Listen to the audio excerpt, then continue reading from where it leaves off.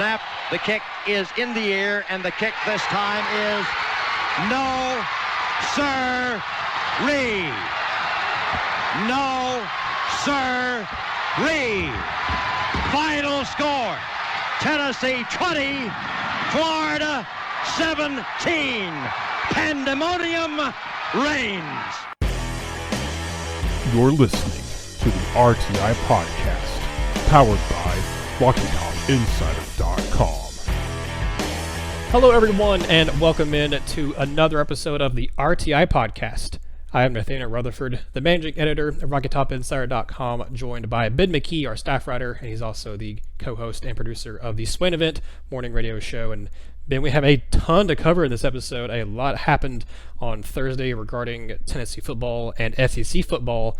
But before we get to that, really quickly here, I want to let everybody know that as of this weekend, August 1st, I will be stepping down from my role as managing editor, and Ben will be taking over. So Ben is getting promoted. I'm stepping down. This is a decision that I did not come to lightly, a decision that I spent several months talking with our boss at RTI about it, and back in March, actually, and then the pandemic hit, and we had to adjust our timelines and everything, but it just feels like the right decision for me moving forward. I made an announcement on it on social media, so I assume most of the people listening probably already know, but just in case you don't, I am stepping down effective this weekend, and Ben will be taking over. I'll still be involved doing stuff with RTI, kind of behind the scenes, and obviously, helping Ben transition into his new role. But Ben, I am extremely excited for you to take over as editor, and very excited to see what RTI becomes under you, and see how you grow as an editor. Yeah, it's very bittersweet, very sad to see you go. You've done great things for RTI the last 3 years now that you were managing editor, and I believe you in your Facebook post you said you're with RTI for 6.5 years. So we'll be bittersweet to see you go, especially since we developed such a close friendship and a great working relationship. It's always bittersweet to see somebody you enjoy working with move on. But I'm also excited for you as you look into and step into the next chapter of your life. But I'm also very excited personally to pick up where you've left off and try and continue to build what you and Daniel Lewis and John Cave Osborne have built at RTI, and try to take it to the next level, and just continue to build a terrific brand, and just continue to bring great coverage, the best coverage possible to what I consider the best fans in the world. So just a huge thanks to you for all the support and all the help the last couple of years, and obviously wish you the best, and huge thanks to John Cave Osborne and Daniel Lewis for entrusting me with this responsibility. I'm excited to get started. Ben, you're going to do a great job. I have no doubt of that. And like I said, I'm always going to be here to help you out and give you advice or anything you need. So I'll still be with RTA a little bit for a while, behind the scenes and doing stuff. I just won't obviously be the face of it anymore. That'll be Ben. But I do want to thank all of you who listen to the podcast, who read our stuff on the site, and who's helped support me for the last 3 years. It means a lot. I'll still be involved with UT Athletics somehow, even it's just being a fan. I'm not sure what my next step's going to be in life moving forward for my career, but even if it's just a fan, I will definitely still keep up with Tennessee, and y'all aren't getting rid of me. I'm just not going to be the editor, RTI. But Ben, we got a lot of news to cover, so let's hit into that now. The big thing before we get to recruiting news for Tennessee, the SEC announced on Thursday that they're going to be moving to a conference-only schedule for the 2020 football season. The exact details of how that schedule is going to look have not been released yet, but it's going to be a 10-game schedule, which means the 8 teams that every team was supposed to play in their conference schedule already, and then plus 2 additional games this season for SEC teams. And that also means that Tennessee will not be taking on Oklahoma this year, and they'll also not be hosting Furman, Charlotte, and Troy like they were planning to. And the schedule has been changed a little bit date-wise. Instead of Tennessee's first game being on September 5th against Charlotte, it'll be September 26th, and we don't know against who yet, but it will be an SEC team. Ben, there was discussion earlier this week, and then even today by Ross Dellinger, who helped break the news at Sports Illustrated, about what that schedule could look like. what the 10-game schedule could look like. Could it be, the 8 teams that the teams were supposed to play already, and then adding the 2 teams from future schedules, like the 2021 schedule and the 2022 schedule? If that had been the case, Tennessee would be playing not only Alabama and Arkansas from the West, but also Ole Miss and LSU.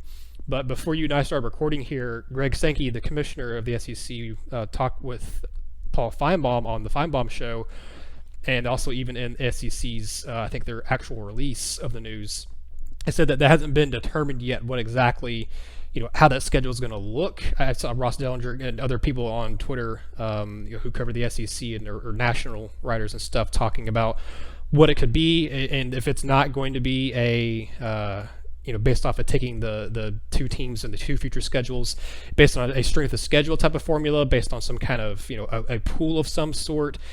We don't know just yet, what it's going to look like, and I don't really want to predict what it's going to look like, because I don't know when exactly we'll get an exact schedule for the teams. They said a later date. They didn't give an exact time when they're going to announce it. But Ben, looking at the possibilities, looking at what could this 10-game conference-only schedule look like, as someone who covers the Vols, as a Vol fan, what would you like to see the SEC do? How would you like to see them handle it? What would you think be the ideal, or even the quote-unquote coolest or best kind of schedule for Tennessee in this new revised 10-game conference-only schedule? I like the idea that Ross Dellinger floated out there, that that the SEC would just schedule the 2 next opponents in terms of the cross-division opponents, the teams that the other division opponent, cross opponent that you were supposed to play in 2021 and in 2022. I think that's the best, most simplest solution to this. I realize that the SEC is trying to eliminate, anything from being unfair. They want to be as fair as possible to every team in the SEC. That is why Greg Sankey on the Feinbaum Show said that the SEC was working through multiple models and doing multiple researches simultaneously to try to figure out what would be best, that way that they can come up with the most fair scheduling algorithm possible. But and there's been this idea that maybe the SEC is going to try and make all of these schedules even, like in terms of winning percentage, and maybe kind of projecting that way, a Tennessee doesn't end up playing Texas A&M and Auburn in addition to already playing Alabama, and then Florida ends up playing Ole Miss and Arkansas, in addition to their 2 SEC West teams that were already on the schedule. So I get what they're trying to do in theory.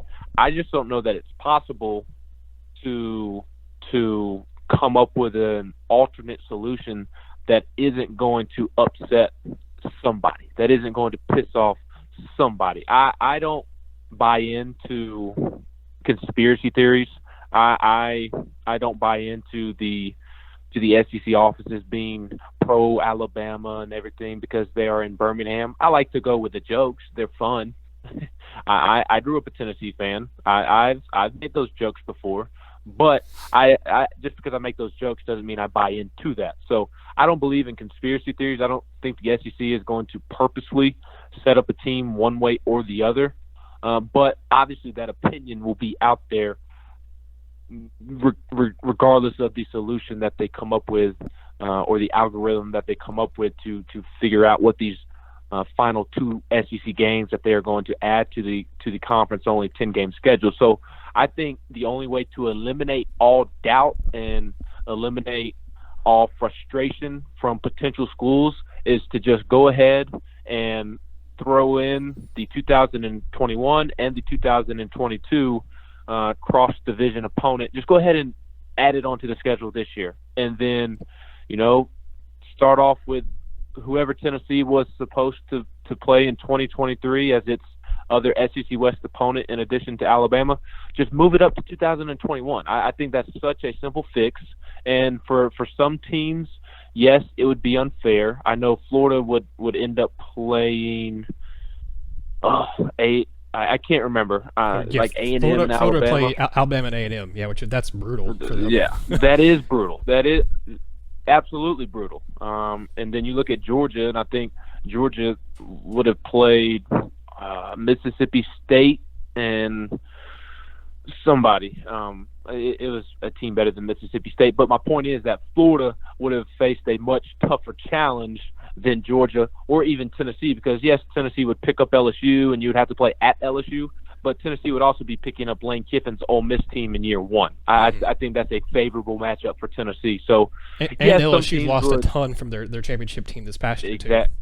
Exactly, and there's several new coaches, a new starting quarterback. If that were the first game of the season, that may favor Tennessee. So I get what the SEC is trying to do in terms of just trying to make it as fair as possible, but they're not going to come up with an algorithm that won't be doubted. And so if I were the SEC, I would just go ahead, move up the 2021, 2022 cross-division opponents, move it up to this year, and then just slide everything else up for future scheduling. And yes, it would be unfortunate for some schools. It would be a bad draw for Florida. It would be a decent draw for Tennessee. It would be a good draw for Georgia. Vanderbilt. Yes, it's Vanderbilt football, but they get stuck playing Alabama. That's terrible luck. But I think at that point you just say, you know what? Yes, it's terrible luck, but you at least can point to something being fair, in my opinion, if you're the SEC, and you can just point to it being just a tough draw, and how is that any different than what we do each and every year anyways with the other SEC division opponent that Tennessee draws? Every year we look at the schedule following the season and we say, oh, Tennessee has to play such and such in addition to Alabama. Last year it was, Tennessee has to play Mississippi State in addition to Alabama. Oh, that's a favorable draw for Tennessee. We look at it this year, Tennessee has to play Arkansas in addition to Alabama. That's a really favorable draw for Tennessee. But in the past, we've looked at it and said, Tennessee plays at Auburn. Tennessee plays at LSU. Tennessee welcomes LSU. That's tough. So I think you would have that same sentiment, and it would be much easier to swallow if you are a fan, if you are a coach, a player, no matter how you are attached to a school. That's easier to swallow than some random algorithm that you have no clue how it's going to turn out. Yeah, I like that idea, but it looks like there's definite pushback on the idea of adding the next two teams in the next 2 years, because Ross Dellinger tweeted out also following up on his list where he had all the teams and who they'd play the next two seasons as their non-locked-in cross-divisional opponent. His tweet says, if the league simply used the next two opposite division rotation, it would disrupt the 2021 and 2022 schedules. Some, he doesn't specify what he means by some, but I would assume the athletic directors. Some are not in favor of such a model, thus a new scheduling model is expected to be used, and there's a discussion or talk online about, could this mean that there would be no divisions and stuff this season? But then Herb Vincent, who is the SEC Associate Commissioner, tweeted out that as a matter of clarification, the SEC will continue to play in divisions in the revised 2020 football schedule, so we'll not have like a basketball schedule where you look at the men's and women's basketball, there's no no divisions in there. It's just all one big 14-team conference in the SEC. That's not going to happen for football. There's still going to be divisions, it looks like. So Tennessee still looks like they'll be guaranteed to play the other 6 teams in the East. It's just a matter of what happens to the West. I would imagine they'll still be guaranteed to play Alabama, and I would assume probably Arkansas. I don't know why you would change that when that's who you're already scheduled to play. Ben, if it's not Ole Miss and LSU, I would still, if they don't take that model, I would still like to see Tennessee play Ole Miss, because I would love for this year to be able to see Tennessee take on Lane Kiffin in his first season at the helm of Ole Miss. I think that would just be a really fun matchup, and one that would in a weird season that's gonna don't know how long it's gonna go, don't know if it's gonna be stop middle of the season, don't know if there's gonna be delays. That would be at least one that I think would garner a lot of attention nationally, because of Lane Kiffin returning to Knoxville or Tennessee, going to Ole Miss, however they kind of figure that out with where the traveling stuff would go to. But as for the other team that Tennessee would face, if it's not LSU, I would like to see Auburn, because that used to be a big rivalry for Tennessee, but they just played Auburn in 2018. The other school that Tennessee hasn't played in a while besides Ole Miss in the West would be Texas A&M. But then that's been since 2016. Tennessee played LSU in 2017. So I think just looking at it from a scheduling standpoint of when you last played these schools, I think those two, LSU and A&M, would make the most sense, and Ole Miss, because Tennessee hasn't played them. But then, goodness, I mean, this isn't just one team you're looking at for SEC. We're just talking about one team because, fans are listening to this, are Vol fans that really only care a whole lot about one team, and maybe some of what the SEC East is doing too. But I think you'll see Alabama, and I would really like to see the most compelling storylines to me would be Tennessee playing Ole Miss, and then Tennessee either taking on LSU or A&M, because those two are just pretty high profile teams. LSU just won a national championship. A&M looks like, with Fisher as the head coach there, it looks like they're moving in the direction of taking another step and maybe being an elite program potentially. I liked the idea that you guys had on the Swain event on Thursday morning, that one of the listeners emailed Swain talking about, maybe the Big 12 and SEC should adopt what they do in basketball and have the Big 12 SEC challenge. But obviously that's not going to happen. But I think that would have been cool, and maybe have a chance to see A&M play either Texas or Texas Tech, and Tennessee still playing Oklahoma, and have an LSU, I think, still play Texas too. I thought that would have been a cool thing to do. But now we're seeing, obviously, the SEC move to a conference-only schedule. I mean, if you had your pick of teams to play, I mean, obviously, I think we'd pick like the two worst teams in the SEC West besides Arkansas. We'd probably pick, I guess, Ole Miss and Mississippi State for Tennessee. But if you had your pick of whether it's a compelling matchup, whether it's because it'd be the easiest potential victory for Tennessee, who would you pick to see Tennessee take on as the other two SEC West teams on their schedule for the 10-game schedule? The two easiest that aren't already on there. So it would be, I guess, Ole Miss and Mississippi State.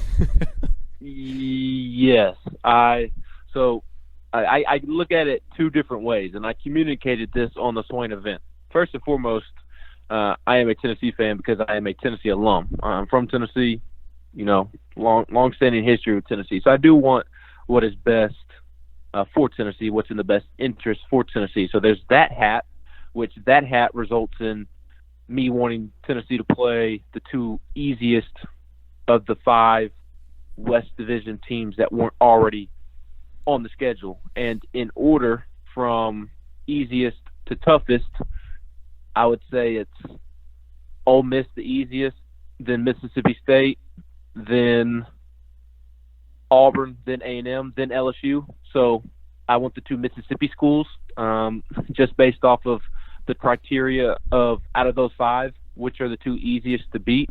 I think it's Ole Miss and Mississippi State.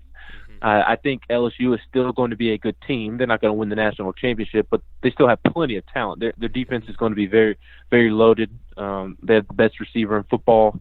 They're going to be strong along the offensive line, always have great running backs. And Miles Brennan, yes, he's the first-time starting quarterback, but he is talented. At least he is expected to do big things. So I think LSU is going to be good.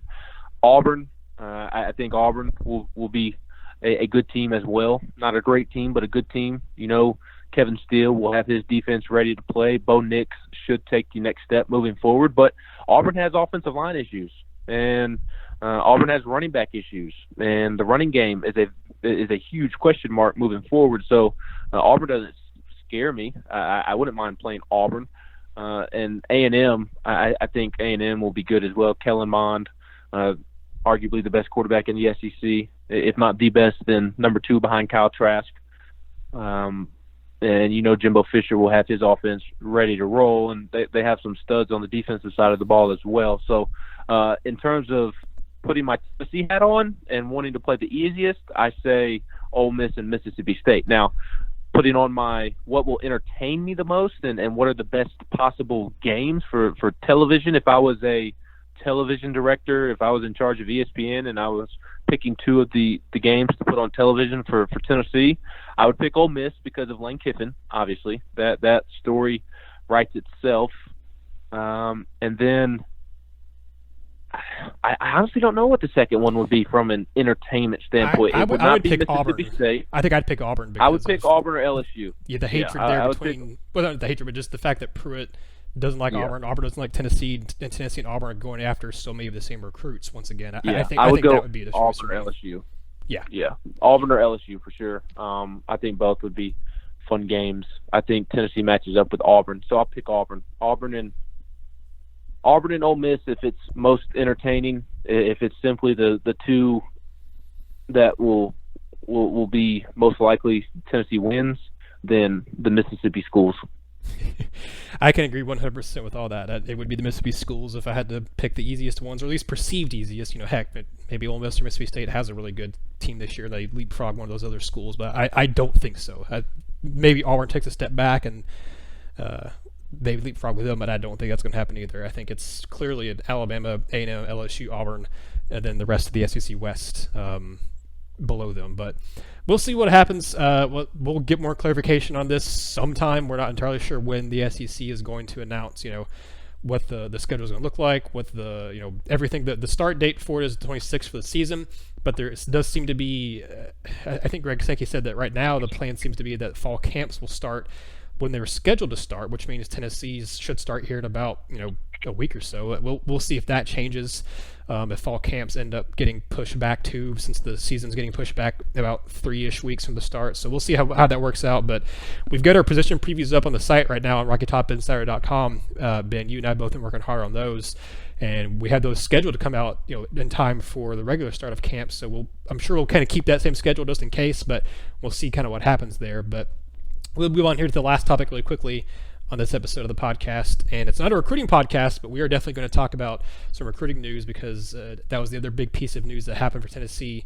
All those news kind of happened all within the same 2-3 hours or so for Tennessee. You had the first thing that happened that was big news for the Vols today was 4-star cornerback Damarius McGhee out of Pensacola Catholic High School, Pensacola, Florida.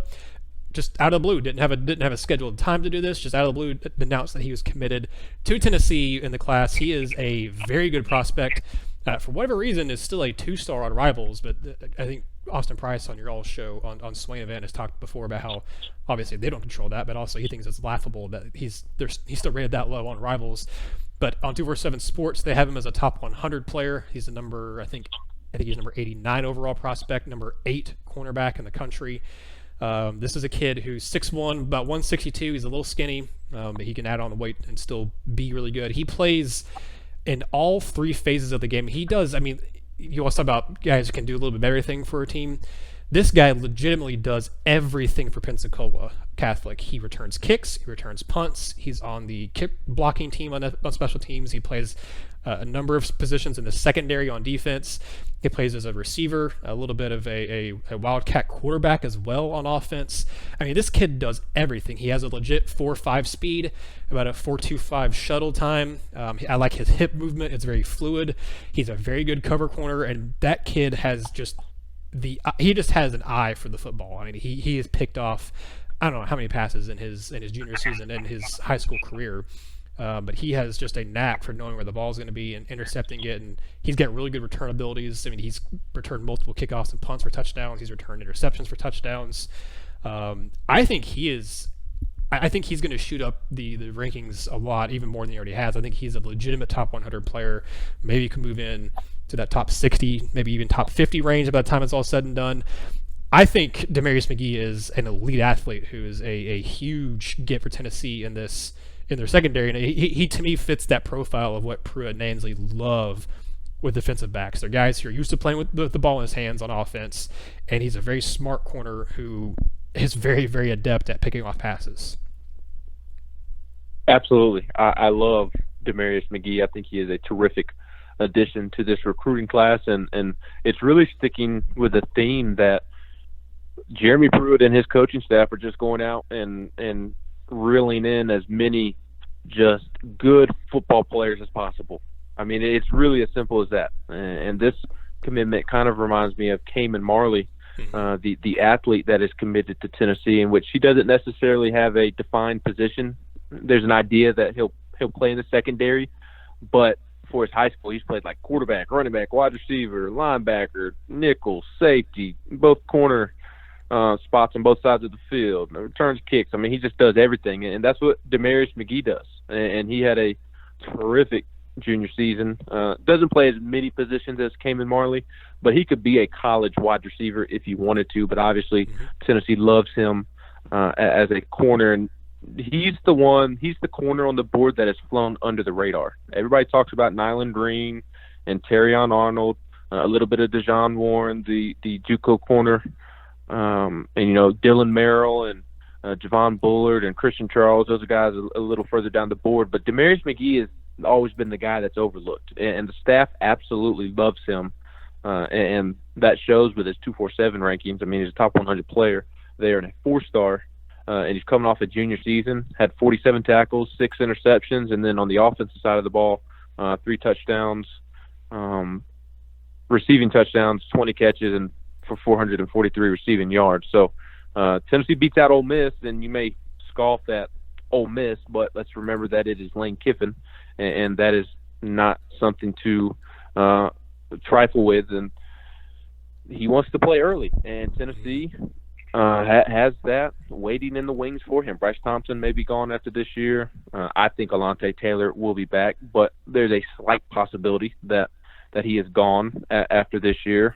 An Under Armour All-American who just does it all. Again, just a really good football player. He can run.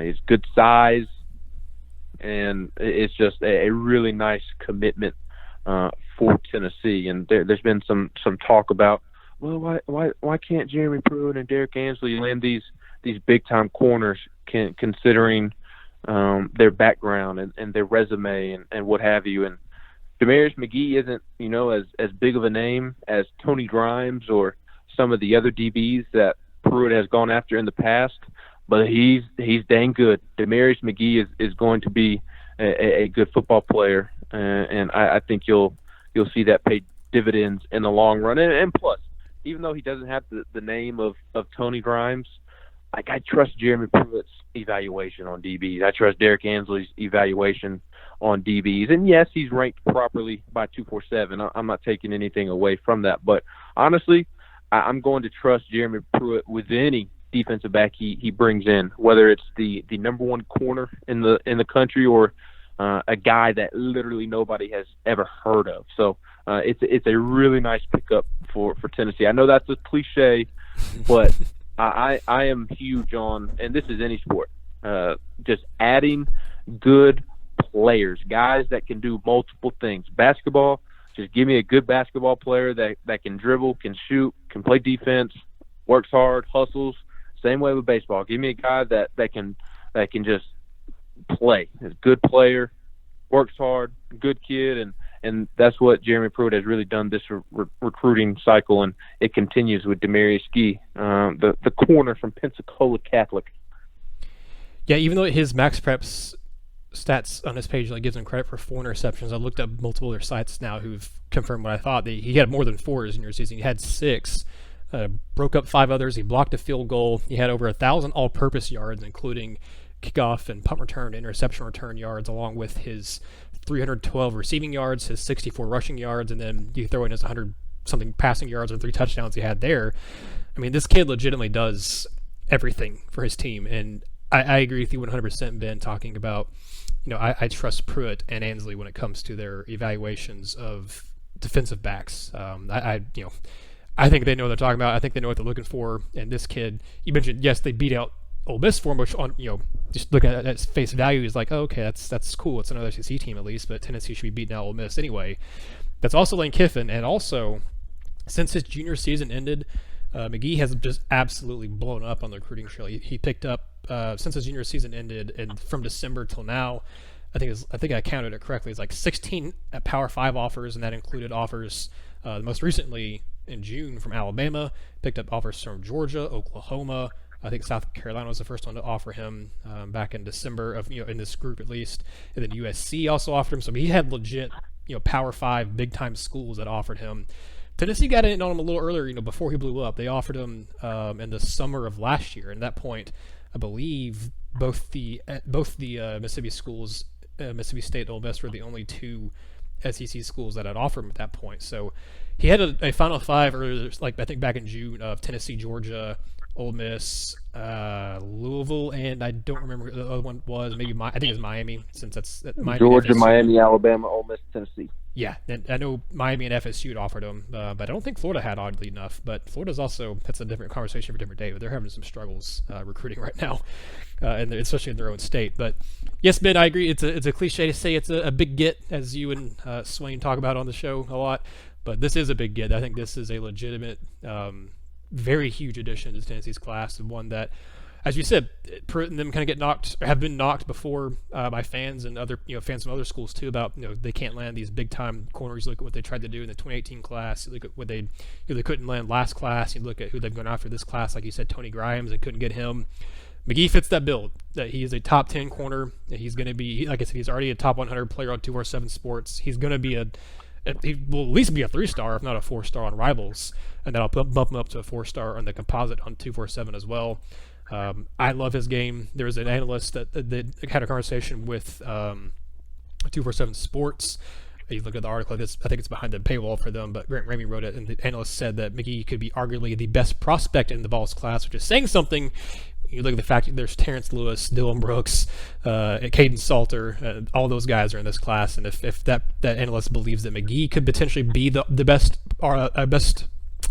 recruit in this class, that's pretty high praise, because this class has a lot of star power and a lot of potential. But I think that'll be where we go ahead and end this episode of the RTI podcast. Ben and I both have things we got to take care of, but we wanted to get this out before we went and did that.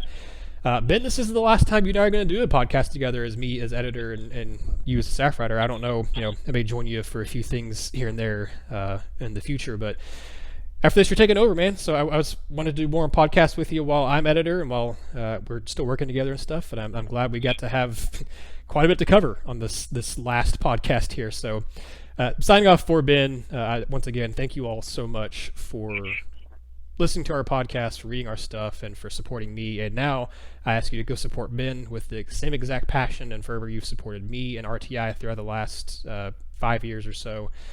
He's going to do great things. I'm very excited to see what Ben does with this company, with this brand, and moving forward, covering Tennessee football and basketball. So thank you all so much. And until next time, this has been another episode of the RTI Podcast.